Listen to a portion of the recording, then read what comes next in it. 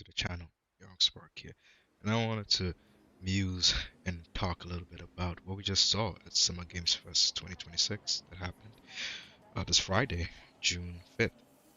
So I just want to say overall, um, I wasn't able to catch it live, but I caught it on playback, saw some of the trailers, and my overall impression of Summer Games Fair this year is that it was a good presentation. It had some good games that were shown, especially the games coming from some of the biggest publishers, um, like Capcom, Square Enix, and other independent games as well. So that was good.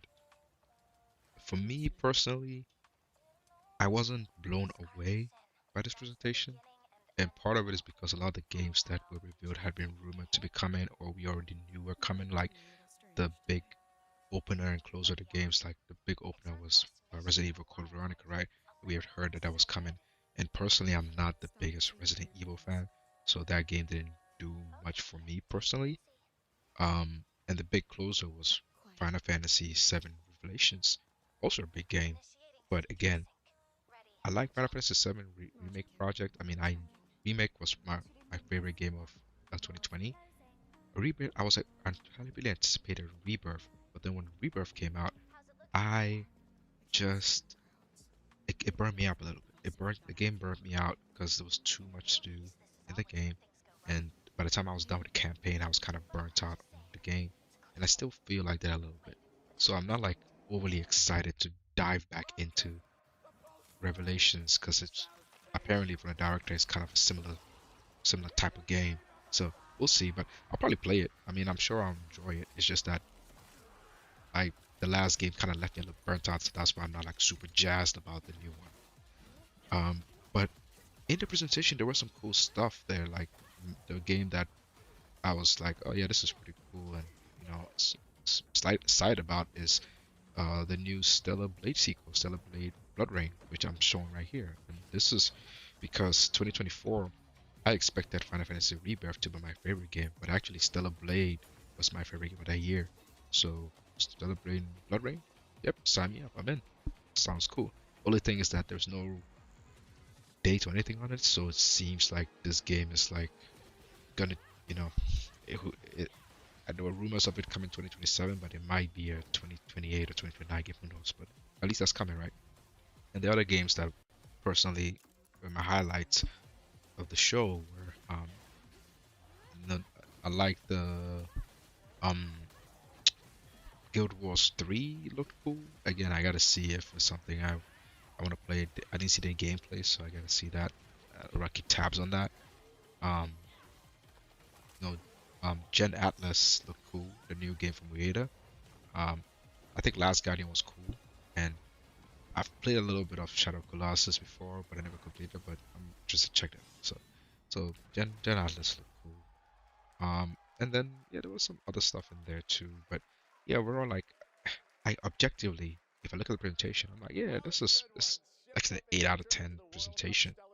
But personally, for me, I feel like there was nothing that I was overly surprising because we kind of knew all the big games that were coming. They've either been heavily rumored or we expected them to come. Like everybody knew Revelation was coming soon when the ways Nomura's and from Square Enix was talking about it, right? Celebrate Sequel 2, we already knew that was coming. Code Veronica, we already knew that was coming. So these are all things that were known quantities, but they were big announcements. So that's why for me, objectively, it's like an 8 out of 10. But personally, the presentation, it didn't blow me away. And also seeing Tifa and Chief out of 6 is cool. I mean, I'm definitely, that'd be cool to do as well. But yeah, that's my overall thoughts on the actual presentation. So that was cool. So the next thing I want to do is, now that we've talked about some of the games that were there, some of my highlights, I think I'll dive into some of the stats behind it. But overall, good presentation, objectively, some big reveals, definitely. For me personally, not necessarily mind blown because a lot of the big reveals were known quantities, so we knew they were coming. So, no, not a lot of shock factor and surprising games to me. The one game that did sort of surprise me a little bit was Crossfire, which is that game looked kind of interesting. So that one looked cool, but a lot of the stuff didn't surprise me either. So yeah, those are my thoughts overall of on the Summer Games Fest, and I'll dive into some of the stats and the kind of the sentiment after the presentation. One thing I'll say, I mean, this is a massive presentation. It already has 12 million views already, which is big. So yeah, it's a big showcase. Yeah. So I think one thing we can kind of see from the at this point in time when the Summer Game Fest showcase started is that there are um there are some interesting metrics that came out of it, and you kind of look at it and just oppose it to the state of play that happened earlier this week. You can kind of get a sense for what's going on with the rest of the game releases for this year and next year, early next year as well. The calendar started to get filled up. And I'll touch on this more when we talk about the Xbox Game Show later as well. So that's another touch point as well throughout this weekend. So I mean, the Summer Game Fest. I mean, you can kind of see it's kind of become the de facto E3 replacement show, right? It's grown leaps and bounds. I mean, it had about 50 million cross-platform views, on all the platforms that it has. I know they were showcasing it in Asia as well. And on the main channel, as I just showed you, it's already crossed about 12 million views on just that channel alone. And that's, before you factor in all the other platforms. So, huge show, massive success in terms of viewership. So that's that's that's really good. Just gives you an idea of how big this show has become now as the centralized point for a lot of the E3 um E3's summer showcase events.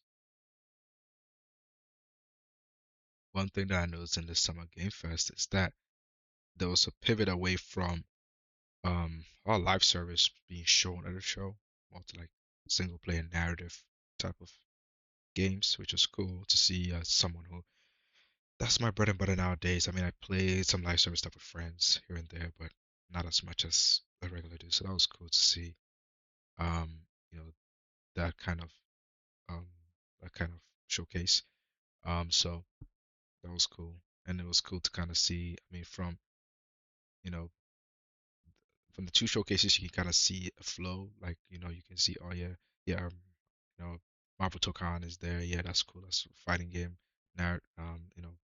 genre. But narrative rivals. I mean, we saw like Wolf Among Us 2, at the Summer Games first. So, the Jet Atlas was there. That's one of the games that I highlighted earlier, and SGF was bringing back, um, you know, formally revealed Final Fantasy VII Revelation. So, that was a huge moment there and a good closer to the show. So, yeah, a lot of cool things we're seeing that show and over the weekend.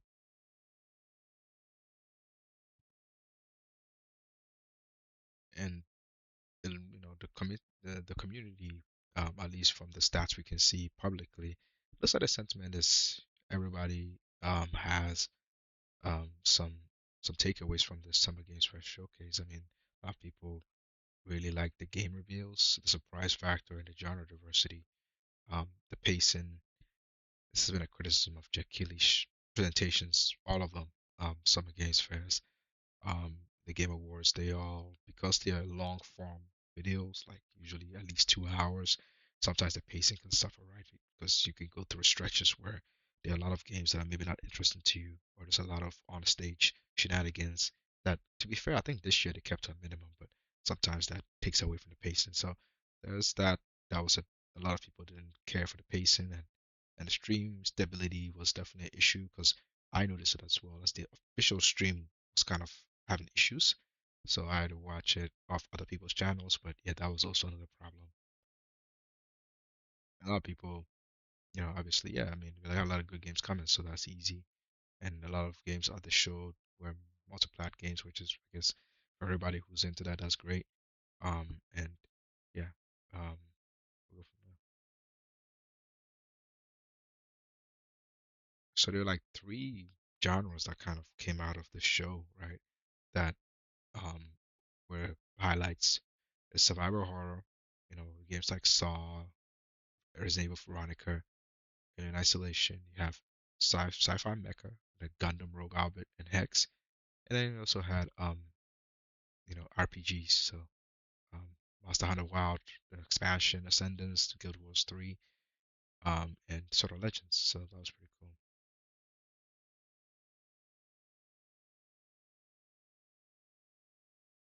So quickly, just want to quickly touch just some of the games that came out of it. Um, Personally, I'm not a big horror fan, so for me, these games don't do much for me. But they were pretty cool to see these games, as I'm sure the horror fans really like to see Resident Evil Code Veronica, so that was cool. Capcom is day one multiplat, which is cool, coming next year. Alien Isolation, again, another one that looks cool. And then the new Saw game, Genesis, which we'll see how that one does. But that right now is currently a PC game, a PC platform.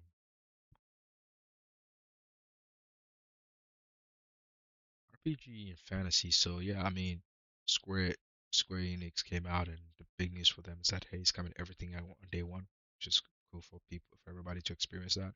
Um, Monster Hunter Wilds Ascendance also big expansion coming to Monster Hunter Wilds. Hopefully revives some interest in that game. I think for that game they said they're working on a Switch 2 version, but it's not ready yet, so that's gonna come later. And then Guild Wars 3 is coming to PC. It is interesting that that game is only coming to PS5 and consoles, but interesting to see. But yeah, it's cool. I mean, I'll keep an eye on that one. That out of these games here for me, that one has my attention to see what it's like. Like I said, Revelations is cool. I will play that. It's just that I'm not as hyped for it because of the fatigue that I got it from Rebirth. So we'll see how that goes. Yeah, Jedi Atlas was a cool surprise. It's cool to see that. Surprising that it's, I guess not surprising that it's skipping Steam, I guess, because it's an Epic published game, but yeah, that's interesting choice there. But it's coming to consoles as well. We'll see how that goes. I'm not personally a Wolf Among Us fan, so I don't have anything to say about that one. Virtual Fighter Crossroads was another game that is a highlight of mine. It looked really cool. I saw it. It looks like they're doing like a story-based RPG version of Virtual Fighter. So I watched the little showcase it afterwards. It looked cool, and I'm interested in it. So definitely on my list to keep an eye on it. It's coming out next year, so it'll be cool to play that. So at the Stomach Games Fest, the main focus of that show, Keely said at the end, is to showcase that games that are you know reaching the most audience and mostly multi-platform. So a lot of the games that were shown there were games that were like multi-platform games, which is cool. I mean, definitely that's something. So some of them are going, games that like the Square, like Final Fantasy VII Rebirth, which was a day one PlayStation game that's now going multiply day one. So that's interesting to see. I still think, um, if you ask me, my personal opinion, I think exclusives are still important, to give platforms uniqueness. So, I mean, I think the multi-platform, this generation of consoles and everything being shifted to going everywhere is cool. It's good that everybody gets to play the game, but I feel it does take away some uniqueness from the different platforms, and it just makes you want to just play everything on PC, which that's cool, but it's just an interesting, um, I think, side effect of this shift from all the major third parties and some first party platforms like Sony did this for a bit, and I think they're shifting back a little bit. Microsoft did this for a bit, and they also after the Xbox showcase, which I'll talk about later, they also changing that a little bit. So there is this interesting dichotomy of what's going on there. But yeah, this is the generation of games being available on multiple platforms, and that has an impact on people, the way people feel about games and different platforms, right? So interesting to see.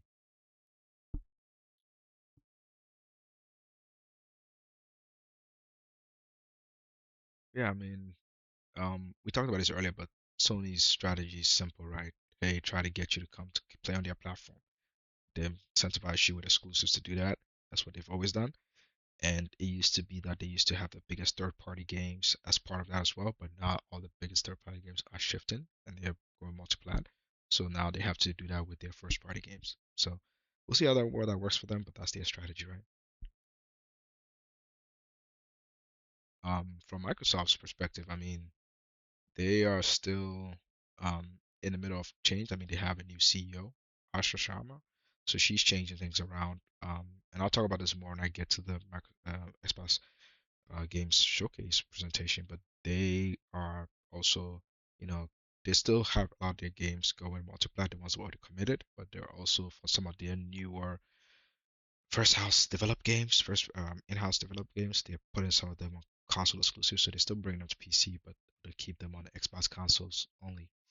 So that's interesting. So yeah, they got that, and you know, we definitely see they're still pushing for Game Pass, so Game Pass is still the only strategy. So yeah, that's what it looks like for the foreseeable future. Everybody's got their own unique little strategy.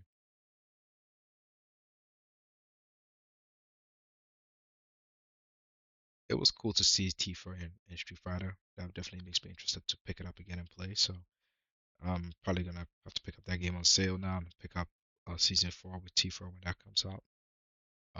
And another game that was interesting to me was the Last Ronin game made by Platinum. I do enjoy Platinum games, even though Ninja Gaiden 4 was kind of a little bit underwhelming for me, really, because it's just like the combat was very monotonous, but it was still a cool game. So I'll check out that Ronin game if it's good. And Stranger from Heaven, I mean, since they revealed it the last time, it looked cool. I'm not sure how I feel about Tupac being in the game, but I guess we'll see. And yeah, go from there.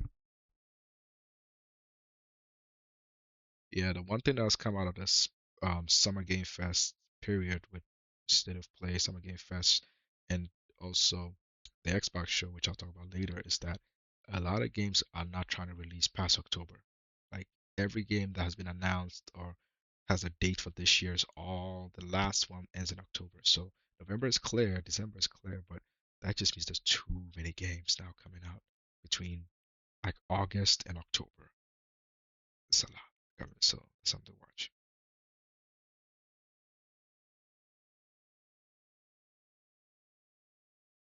Yeah, man. So you can kind of see from this map, and this is not including the Xbox stuff. I mean, it's a pretty strong slate of games coming.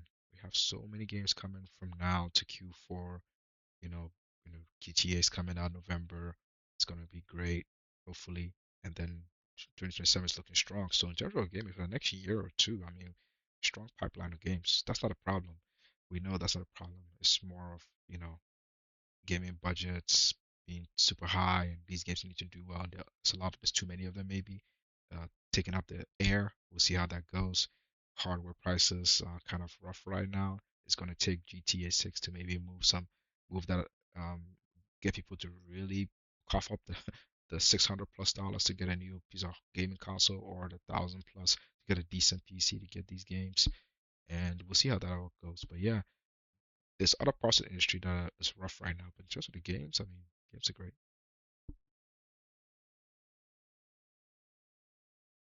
Yeah, it looks like a lot of things that we've seen over the past few years with live service is kind of slowing down. It's focusing more back to premium single player, which is good, but that means that it's going to be a lot of competition there. And multi-platform is a movement we've seen this generation of consoles and PC, and like, well, pretty much every big third party is putting their games on PC, putting their games on other consoles.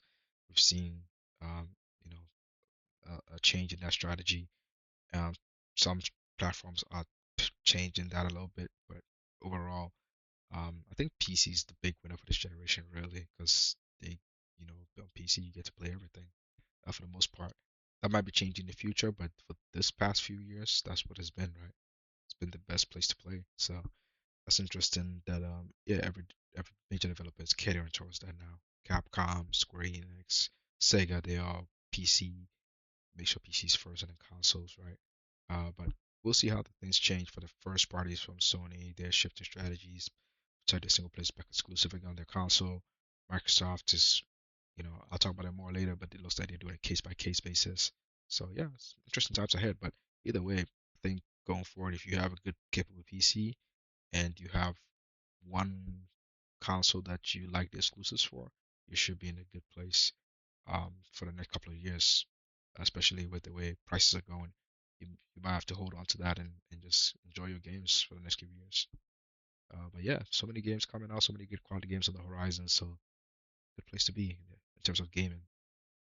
So that's all I want to talk about with Summer Games Fest. Is so far this non E3 season has been pretty good. A lot of good games, good game reveals.